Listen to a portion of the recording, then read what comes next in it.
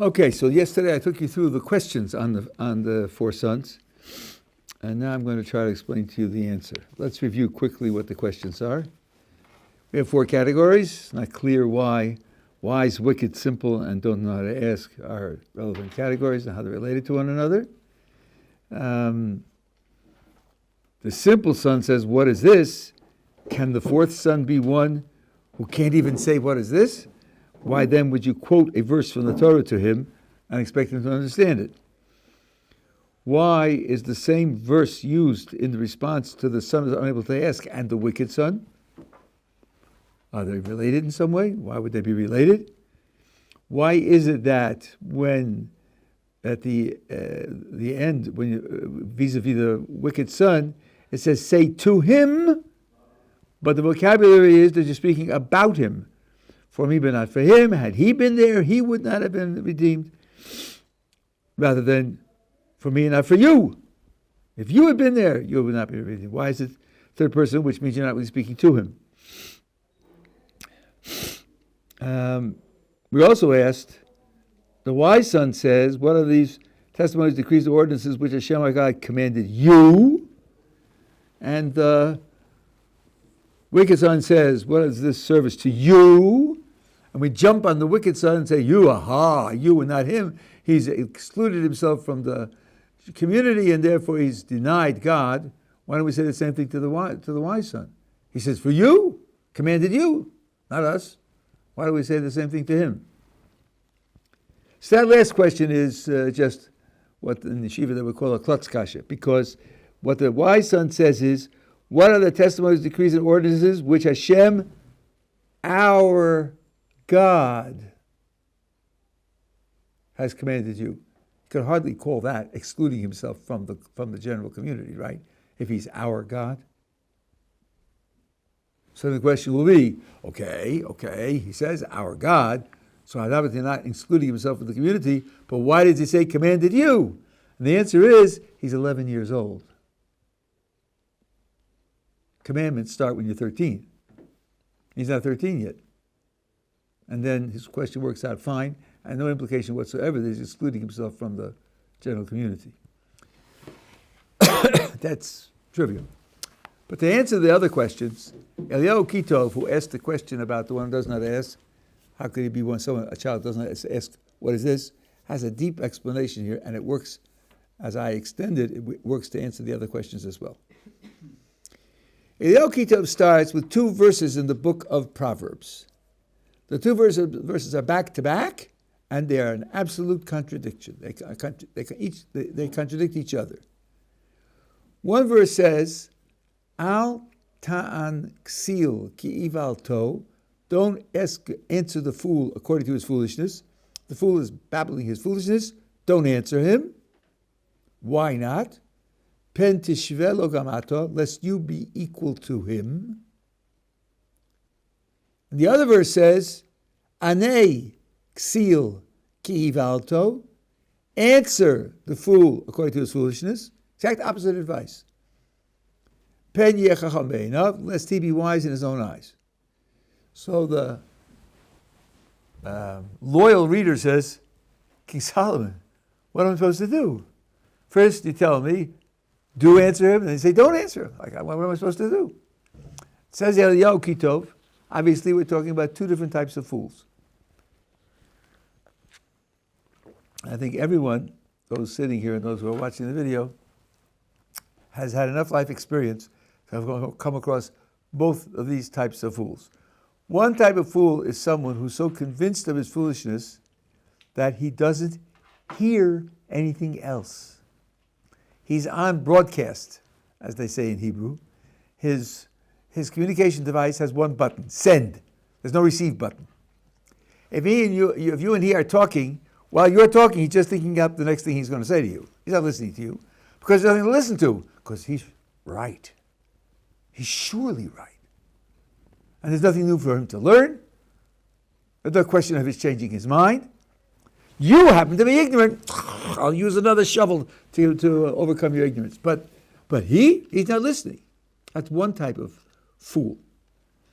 There's another type of fool who believes in the foolishness. He believes in it. You ask him what his position is. He spouts this foolishness, like evolution. Okay, I didn't say that. I can scratch that from the record. He says so. He was taught the right words, but he senses that he hasn't really got it nailed down. He's got to get nailed down. And if he were challenged, he's not sure that he'd be able to explain himself adequately and convince the other party. Well, since he has some doubt, King Solomon says that the first one, don't talk to.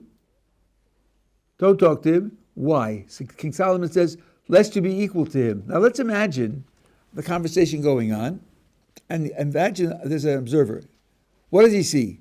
The fool spouts his foolishness. Okay, so the observer says, what a ignorant, foolish person. And then you answer him, and he's not listening. What would the observer say about you? Why are you wasting your time? What's the matter with you? You're talking to someone who's listening to you? Are you crazy? You come out to be just as foolish as he.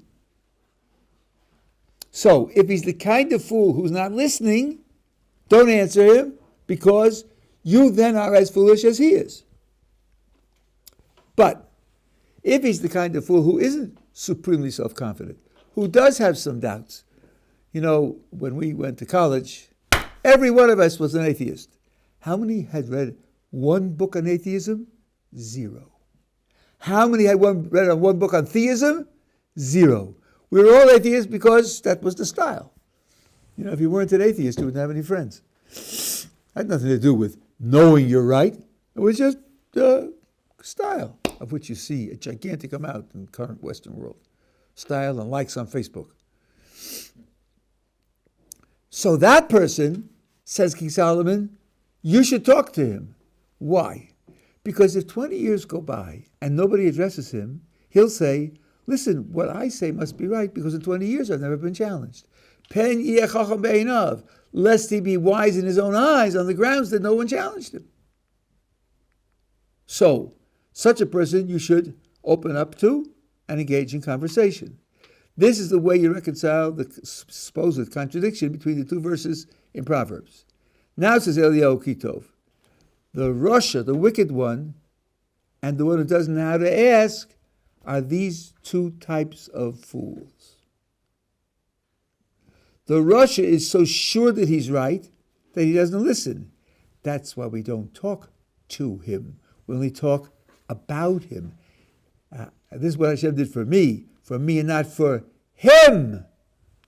Had he been there, he wouldn't have been redeemed. Who am I talking to when I say those words? I'm talking to him. If I were talking to him, I should say you. I'm not talking to him. He made his speech, and now I say to the assembled company, you see this guy? He's in real trouble. I'm not talking to him because he's not prepared to listen. You don't talk to people who aren't prepared to listen. Now, the fourth son, who doesn't know how to ask, says Eliyahu Kitov, not that he doesn't know how to say, what is this? That's ridiculous. That doesn't make any sense that way. He doesn't know how to ask the way the wicked one asks. He looks up to the wicked one. When the wicked one talks, the frumies squirm. The wicked one has his elbow in their ribs, and it really makes them squirm. I wish I could do that too. I wish I was smart as he is, clever as he is, knowledgeable as he is, and I'd also make them squirm. But I'm not. I'm really not. So he's a little unsure of himself, a little cautious. If you speak to him, you might get his attention. You might even enable him to, teach him something that he didn't know before, because he might listen, whereas the first one won't listen. So that's what it means, and that explains why the same verse is used for the two of them. For the wicked one and the one who doesn't know how to ask, the same verse is quoted, because they really are birds of a feather, just a matter of degree. That's what Eliyahu Kitov says. Now, I'm putting in a piece of mine, and then I'll go back to him. Notice that the wicked son is at the Seder. No one closed the door in his face. No one said you're not wanted here. He's one of the 4 sons. But we don't engage him in discussion because he's not listening. There is someone, a person who at one point in his life was frum and went off, and he wrote a whole book against my proposition in my book, Reason to Believe, about the Kuzari principle, a whole book called Breaking the Kuzari. And on the jacket, he signs it, the second son. The second son is which one? The Russia. The wicked one, right? He's proud of it. That's how he identifies himself. Well, my impression is that he's a fool, just like Elio Quito. And I wrote 70 pages of response to his book, line by line, paragraph by paragraph, and it's on the web. You can read it. It's had already 450 hits, or more. Maybe it's had 700 hits. People are reading it all the time. Anyway, so that's the relationship between the two of them, and that's why the verse is the same for the two of them, and that's why we don't talk to him. Now, we asked about the categories. Let's see. Let's say wise and wicked. Is there any relationship between those two ideas? Why would the two be chosen and then the other two be chosen? Well, let's take a look at Chazal. What is wisdom? What is a person who's wise? One of the definitions that Chazal give is Ezu Chacham Alomed Mikol Adam, someone who learns from everyone. He learns from everybody. Okay, now if you've been following me, and your thinking cap on, can you now describe the relationship between the wise and the wicked? What's the relationship? Yeah. Wise asks what to do knowing there is a benefit. Wicked one knows what to do but asks what is the benefit. It's a nice idea, interesting idea, but it's nothing to do with what I'm talking about, right? Given what I've described as the wicked one, and what I just now told you is the wise one, given that information, what is the relationship between them? It's a very simple relationship. They're opposites. The wicked son is closed. He's closed off. He's not listening. The wise one is listening to everyone. To everyone. He learns from everyone. He's totally closed and he's totally open. They're opposites. It's a simple, clear relationship. Relationship of being opposites. All of a sudden it fits into a logical structure. And now the other two are simply faint copies of the first two. The third son says, what is this? Is he open or closed? He's open. He's asking. He wants to understand. But he's very unsophisticated and very ignorant. So he says, what is this? But he's certainly on the side of the wise one who learns for everyone. He wants to learn also. He's open to hear. And one who doesn't know how to ask, as we said, he doesn't know how to ask the way the wicked one asks. He hasn't got the way to, put his elbows in the ribs of the frummies. So he's definitely on the side of the wicked, but he's less self-confident, less brazen. So he's also a faint copy of the wicked one. So you really have two grand categories here, closed and open. You have super closed and super open, and you have moderately closed and moderately open. The four make sense now. The four categories form a structure. And I think that explains why it's in the Haggadah. This is a manual, instruction manual to the one who's leading the Seder. Know who you're talking to. Know who you're dealing with. And deal with him in the appropriate way. To the wise son, you explain him everything down to the smallest detail. And the wicked son, you don't talk to him at all, because he's the kind of fool that's not listening. I've met such fools often. If you go into political discussion today, the vast majority of people who are talking are fools of that kind. They don't listen at all. That's why they shout down speakers, right? Because they don't want to listen to what he has to say. And they don't want anybody else to listen to what he has to say. That's that kind of fool. And then don't talk to them. If they're not listening, don't talk to them. And if he's a simple one, simplify things for him so that he'll be able to understand them. And if he's the one who doesn't know how to ask, like the wicked, looks up to the wicked, you can, according to the Haggadah, you can open up the conversation with him, because if you leave him alone and never approach him, just for lack of confrontation, after a while he'll say, I must be right, because nobody ever criticized me and said that I was wrong. Yeah. So is the wicked son sitting in the Seder with an agenda of challenging the whole setup? That's right. That's exactly right. And we don't stop that.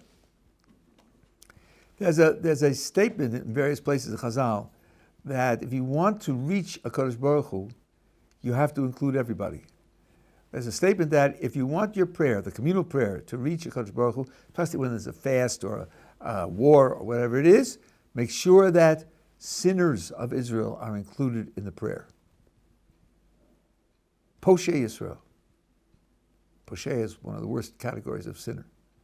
Don't close the synagogue door in his face. Invite him in also. Everyone has to appeal to Kodesh Baruch Hu. The incense had in it one ingredient that had a terrible smell, the chelbana. If you don't put in the chelbana, it's not good incense. Isn't the whole purpose to have a sweet smell? Yes, sort of, but it's also purpose to incorporate everything, every different category in its ingredients. And something with a bad smell is also an ingredient. So it's also a category, it has to be incorporated. So the idea here is you don't want to close the door in the face of the wicked son, because now this, I think, answers the questions that I raised. There's another thing that bothered me for a long time, and even to this moment, I'm not sure that I understand it completely. I want to mention it. With the wicked son, it says, his statement is, of what purpose is this use to you? Of this work to you? Or what is it to you? He says, to you, thereby excluding himself from the Jewish people. In other words, I'm not involved. Doesn't apply to me. Applies to you. This is what you guys are doing. I'm asking you, what is it to you? By excluding himself from the community of believers, he denies, now your translation says, the basic principle of Judaism. For a long time, I tried to figure out which principle is that. There are 13 principles of Jewish belief that you have in the Siddur, which are taken from the Rambam.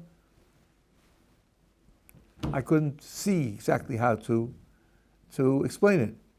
But I came across recently, because I didn't write it down, I don't remember it exactly, but can we look it up? Should look it up. That the phrase kafar be'ikar in the Gemara means he denies God. Ikar here doesn't mean fundamental principle, it means the being that gives existence to everything else. The word ikar in Hebrew is usually contrasted with tofel. There's the main part and then the secondary part. With respect to existence, God's existence is a necessary fact and it's absolute, and we exist because he creates us. So he's the ikar and we are the secondary part. So now we're being told that by excluding himself from the community of Israel, he has denied the fundamental thing, the meaning HaKadosh Baruch Hu, the Creator. Okay, maybe that's what the words mean, but then the idea isn't clear. What is the idea of excluding himself from the community of believers got to do with denying the fundamental thing? I have an answer to that. The words in the answer are true. I'm just not 100% satisfied that they do justice to the Haggadah. So I'll tell you the words in the answer, and if somebody figures out something or hears something or knows something, can be in communication with me. I'll be very happy to hear it. There is no such thing as relating to a Kodesh Baruch Hu if someone opts out of the Jewish people. The medium that enables an individual to connect to a Kodesh Baruch Hu is the Jewish people. There are features of one's relationship with God which are individual, that's true, but without the platform, without the foundation of being a member of the Jewish people, there's no relationship at all. One piece of evidence for this is the following. There is a punishment for crime, certain types of very, very serious crimes called kares. Kares means being cut off from HaKadosh Baruch Hu. According to many, not all, but according to many, kares means that after death, if there's no tshuva, then the soul disappears. It's just annihilated, ceases to exist. Now, the Torah uses the word koros, 20 times, 30 times. Once it says, the soul will be cut off from God. Once. All the other times it says, the soul will be cut off from its people. Every other time but once it says the soul will be cut off from its people. That's not a distinction. It's not that in this case be cut off from God. And in all those cases it won't be cut off from God, just be cut off from its people. No. The Torah uses the words being cut off from its people to mean being cut off from God. That means that someone who's disconnected from the Jewish people isn't connected to God ipso facto, just by that very reason. Without membership in the Jewish people, there's no such thing as connection to Kadosh Baruch Hu. So if this person says, I'm stepping outside the Jewish people, he has denied any connection, any recognition to the ikar, the fundamental being that gives existence to everything else. Yeah. There was a case in Jerusalem. Remember the Tanaim that we're discussing whether oven is kosher. The Rabbi Gamliel basically banned another Tanaim, like excluded him from the community. As far as I understand, so it basically means that Tanaim did not get his portion from the people. Now wait a second. Yeah. I think you're talking about cherem. You're not talking about koros. You're talking about cherem.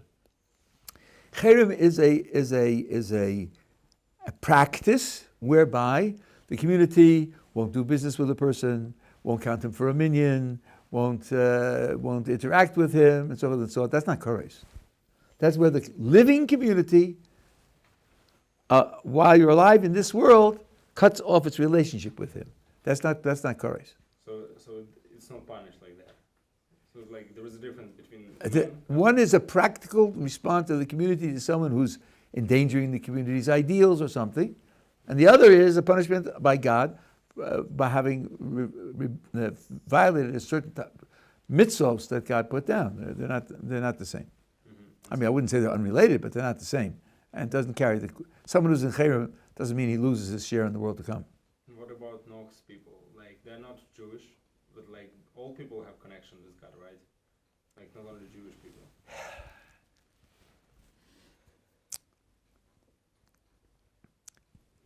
I'll tell you what it's like. It's like there's someone who lives in the same town as Peter, and there's someone who lives 1,000 miles away, but Peter gave him a communication device. But it's an electric communication device. So if he doesn't plug it in, he's going to be out of touch because he's 1,000 miles away.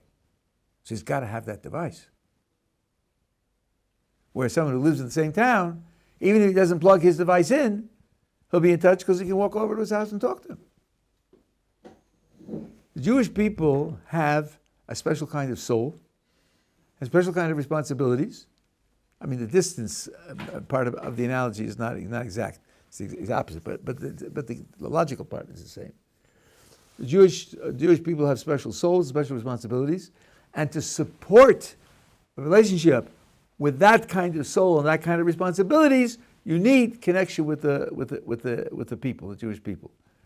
A non-Jew has a soul with much fewer capabilities and therefore he has much fewer responsibilities, and his relationship to God doesn't require connection with the people. So it's because he's in a different status that he doesn't require it. Therefore what I said is only true for a Jew. But then he's also going to be like excluded, like destroyed from Not at all. Not at all. We have a criterion whereby a non-Jew earns a place in the world to come. Mm-hmm. If he keeps the laws that are addressed to him, Maimonides says he has to keep them because they were commanded to Moses, then he has a place in the world to come, of course. It isn't true that all non-Jews lose their share in the world to come. Mayor? I wanted to ask, in the way the Chacham expresses to you is etchem, and the way the Russia is lachem. So is it like also like a tone in the, like there's a tone in the way it says to you? No. The one is a direct verb, has commanded you, the object of a verb usually gets an S as the connector. And here it means, what is it for you? So I don't think that's going to make any difference. Now, I said, but I didn't explain it, right before the 4 sons, there's a short prayer, I guess you could call it. Blessed is the omnipresent. That's what they use for the word hamakom. I'm going to explain this because this is a philosophical idea. The word in Hebrew means the place. The place. It's a word with which we refer to the Creator. That's a little strange. Why would you call the Creator the place? And then the statement of Chazal is, Ein ha'olam makomo, hu makomo shel olam. It's not that the world is his place, it's that he is the place of the world. Wow. I guess they're trying to tell me something, but it's not easy to figure out what it is. Does the world, the universe, have a place? That would mean there's some kind of area with slots marked off, and there's one slot for the universe and other slots for other things. Well, if the universe is all there is, that's ridiculous. There's nothing outside of the universe that could be the place of the universe. That's just talking about a place of the universe. Worse than that, how could Hakadosh Baruch Hu be a place? A place presumably is a physical thing, has dimensions. Creator isn't like that. What in heaven's name is it talking about? So I'll tell you what the Ramchal says. Think about a table. Table takes up space, and so do trees, and so do clouds, and so do people. Imagine there were no space. Well, then there wouldn't be any clouds, and there wouldn't be any people, and no tables either, because we all take up space. There has to be space for us to exist. You could have space without us. You could even have an empty space. Kurt Gödel found a solution for Einstein's equations. One of the solutions is an empty rotating space. How can something that's empty rotate? Ask him, don't ask me. Right? But you can't have things without space for them to be in. So, space is a necessary condition for anything else to exist. Anything physical, anyway. Don't think of space as a place for it to be in. Think of, if there's no space, then there are no tables, no clouds, and no people. If there is space, now there could be clouds and tables and people, because there's place for them to be in. So think of the word of place as a precondition for the possibility of something. Now, he who makomo shel olam, Kadosh Baruch Hu is the makom of the world, makes a lot of sense, because he is the precondition for the possibility of the world. The world doesn't carry itself. The world exists only because he creates it. Were there no creator, there would be nothing. When the creator exists, that at least makes it possible for other things to exist because he could create them. So hu makomo lo shalom means he is the ground of the possibility of other things existing. Okay, so now, see, so the omnipresent is so funny, because if he's the place of the world, that doesn't say he fills the world. He's outside the world. He's the place in which it is, not that he's in it. So that's not a good translation at all. Blessed is he. Blessed is the one who has given the Torah to the people of Israel. Blessed is he. It says blessed 4 times. And then it says concerning 4 sons. So that means one of the baruchs goes on the wicked son. Blessed. What's that? What's that? So I'll tell you what the Pri Tzaddik says. Now, if I had 10 minutes and I didn't want to waste your time, I should have looked this up before. There's a verse which says that Moses told the people about the fact that Kadosh Baruch Hu was going to take them into the land of Israel, and they would possess it and give it to their children, so on and so on. And it says that the people prostrated themselves. Prostration usually means thanksgiving, praise, acknowledgement. And Rashi says that they prostrated themselves because in this message that Moses gave them, they had a statement that they would have children. Okay, people want children. Talk to people who have trouble with fertility. And it's a great blessing to have children. But that verse that we're talking about is the verse that describes the wicked son. It says what your children will say to you on that day. And the language there is very indicative. It doesn't say what they'll ask. It says what they'll say. That's the wicked son. He's not asking. He's talking. He's declaring.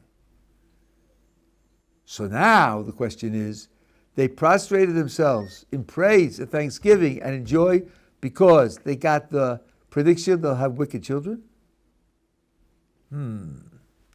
That requires some thought. Why would that generate praise and thanksgiving and joy? And the Pri Tzadik says because, now he's speaking for one trend of the tradition, one strain of the tradition, because we have a guarantee that after the giving of the Torah, no Jew is lost. No Jew is lost. As I told you, the name of the Ramban, and as I told you that half of the sources in the Ramchal, no Jew is lost. So that's why they were filled with joy, that no matter how far a Jew slips, still, there's always going to be a way back. And that could be the Baruch here that's applied to the Rasha. He's wicked, but he'll come back. There's a way that he'll come back. Because every Jew after the giving of the Torah has a way back. Okay, this is once over likely for the four sons from one particular perspective, the one that happens to interest me, and you'll hear definitely many other things from other people, all of which will be true. Could all be true. Next page. 30 and 31. Now we have here a little piece of Talmudic reasoning, which, as I'll take you through it, you'll see how one thinks in Talmudic fashion. One might think that the obligation to discuss the Exodus commences, you know what commence means? It means start. Don't have to write in fancy British English. Could have written it in plain American English. To discuss, the obligation to discuss the Exodus begins with the first day of the month of Nisan. You might have thought that. Immediately you think, why would I have thought that? Okay, we'll see. But the Torah says, no, that's wrong. That's not correct. Because it says, you shall tell your son on that day. Okay, so what? How does that prove that commencing on the beginning of the month of Nisan is wrong? Now it goes on. But the expression on that day could be understood to mean only during the daytime of the 14th of Nisan, the day before the Passover Seder, not the day of the Passover Seder, the afternoon of the 14th, because our days begin in the evening. Maybe that's what it means. So the Torah adds, is because of this that Hashem did so for me when I went out from Egypt. So therefore it can't mean the afternoon. Really? Why? Because it says, because of this Hashem did so for me when I went out of Egypt, therefore it couldn't mean the afternoon? Well, the paragraph continues. The pronoun this implies something tangible. Thus, you shall tell your son applies only at the time when matzah and morah are before you at the Seder. That little paragraph, 3.5 lines in Hebrew, has a lot of questions that need explanation. First of all, as we said, let me take some insulin here.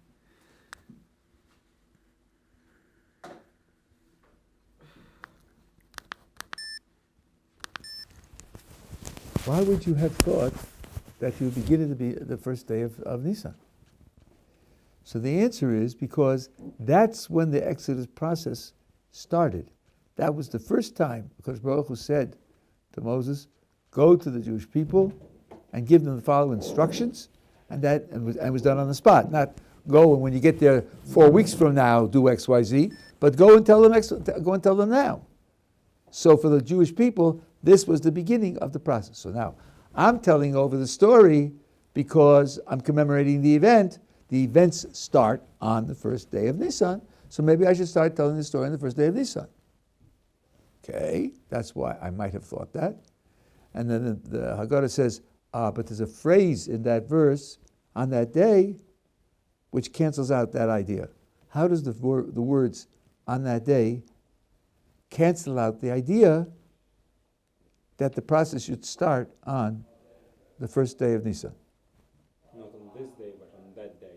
Okay, a little bit sharper. That day means there's one day. The question was why it shouldn't start on the first day of Nisan. That thought is it should go on. It should start then and go on. Certainly it should go up to and including the actual Exodus, which is on the 15th of Nisan. It should be a 15-day process. That's wrong because it says on that date. There's only one day. Aha. So there's a specific day on which the story has to be told. Well, let's see. Now, if I'm considering when there could be a specific day, how about the 14th of Nisan? After all, the 14th of Nisan is when they offered the Paschal sacrifice. And it's the day in which they performed circumcision. And offering the Paschal sacrifice was an act of great trust in the Kadosh Baruch Hu, because as the Torah tells us explicitly, the animals we used for the sacrifice were animals they regarded as sacred to their paganistic religion. So we're doing something which is an abomination to them, and sort of in your face, watch. In fact, when Moses says to Pharaoh he wants to go into the wilderness to celebrate and offer sacrifices to God, and Pharaoh says, do it here in Egypt. You want some time off and you want to offer sacrifice, do it here. And Moses says to Pharaoh, we're going to sacrifice the animals that the Egyptians hold to be sacred. Won't they want to kill us? Yeah, I said want to kill us. Look over there carefully. So, obviously, the idea of doing it in Egypt is something which is going to excite a certain amount of opposition. And they did it in a fearless way. How about telling the story then? Why not? Why shouldn't you tell the story on the 14th in the afternoon? A lot of very important things happen on the 14th in the afternoon. Says the Haggadah, because of the words in the verse. Nothing philosophical here beforehand, just the words in the verse. The words in the verse say, Ba'avur zeh as Hashem li seisivi Mitzrayim. For the sake of this, Hashem did for me when I left Egypt. Now the word this is demonstrative. When a person says this book, you can ask him which book. And he should be able to point to the book. If you were talking about a book that's not in the room with you, you could say that book, not this book.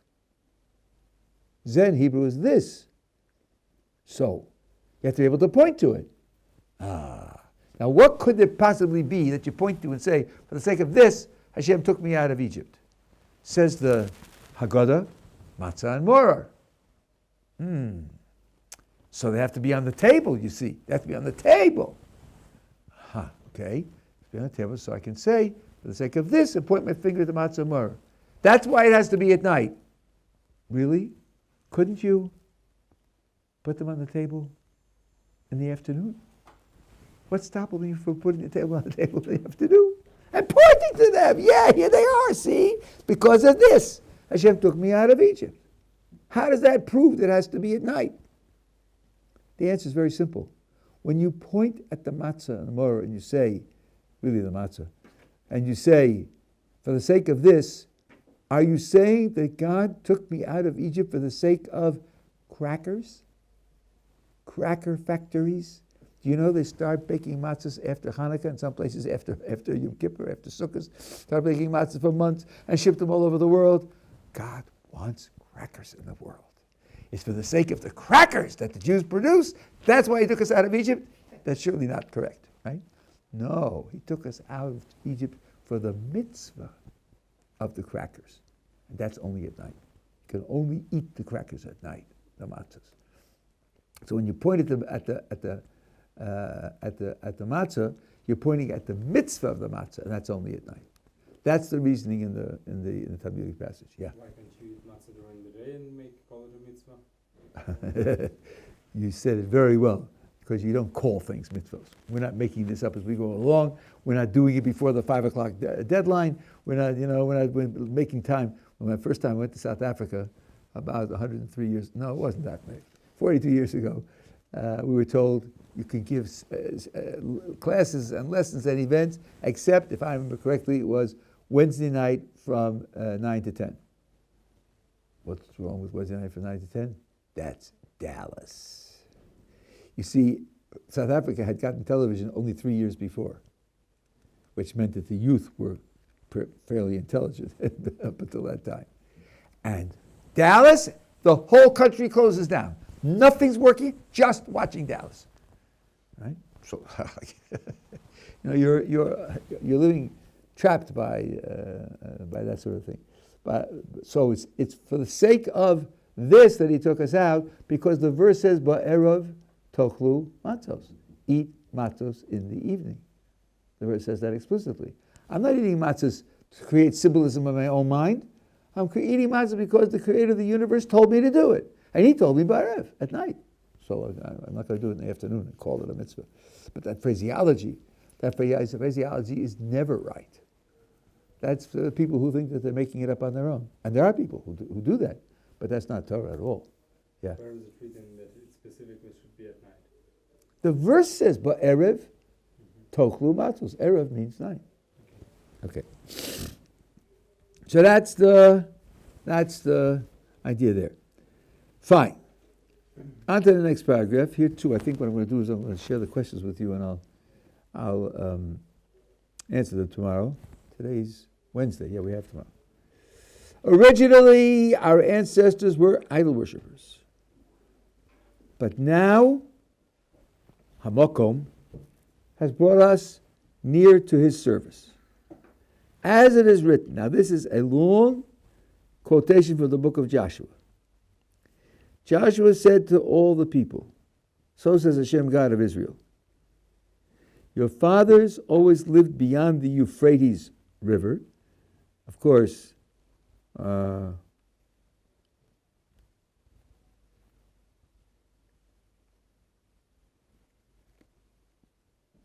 the verse it doesn't say Euphrates; it just says the river. Terach, the father of Avraham and Nahor. That's how far back they're going in the genealogy, to the father of Avraham and Nahor. And they served other gods. That means Terach and Avraham and Nahor all served other gods, even Avraham. Now you probably know that when he was 3, he recognized Hashem. The Rambam says he was 40, and he says explicitly that he offered sacrifices to other gods with his own hands. Another girsa in the Rambam is 48. So, and he was the first real Baal Tshuva because he practiced idol worship, and then he gave it up. Then I took your father Avraham from beyond the river, and I led him to cross the river, and I led him through all the land of Canaan. I multiplied his offspring and gave him Isaac. To Isaac I gave Jacob and Esau. To Esau I gave Mount Seir to inherit. But Jacob and his children went down to Egypt.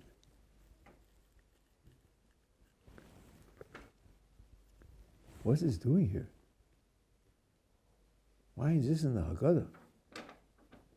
Isn't the Haggadah supposed to be the story of the Exodus from Egypt? Hey, going back 300 years before that. Why do that? Now, some people say, well, listen, you're trying to understand a historical process. You need context. You need to know where it's coming from, and you know where it's going to. Otherwise, you don't really understand it. Okay, I suppose there's some merit to that idea. Of course, is the purpose of what we're doing on this night to understand it in its historical context and all the rest? Is it that kind of investigation that we're undertaking? Or maybe we're just supposed to tell the story? And secondly, if you tell me that when you give it its historical context, you understand it better, where do you draw the line? Here, you go back to Terach, and you go up to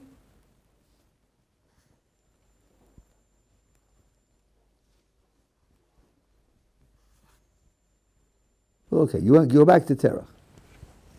Why not go back to Noach and the flood? Why not go back to the creation? Who told you how far to go back? So the answer has to be this paragraph. By the way, there's a difference of opinion in the Talmud. One authority says that you don't need this. Just tell the story of leaving Egypt. And the other says you do need it. The one who says you do need it, and by the way, if we put it into the Haggadah, that doesn't mean that we hold like the one who says you need it. It could be just one says you don't need it, but he's not against it. And the other says you do need it, so you put it in. But the answer has to be this piece of historical background is necessary to understand the Exodus at all. Not to get deeper background, a deeper understanding, and more associations. Without this piece of background, you don't understand it at all. And that's why it's necessary to put it in.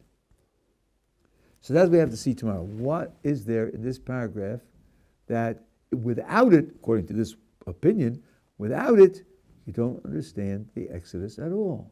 Why is this piece of historical background so crucial that you miss the whole message of the Exodus if you don't have it? That's for tomorrow.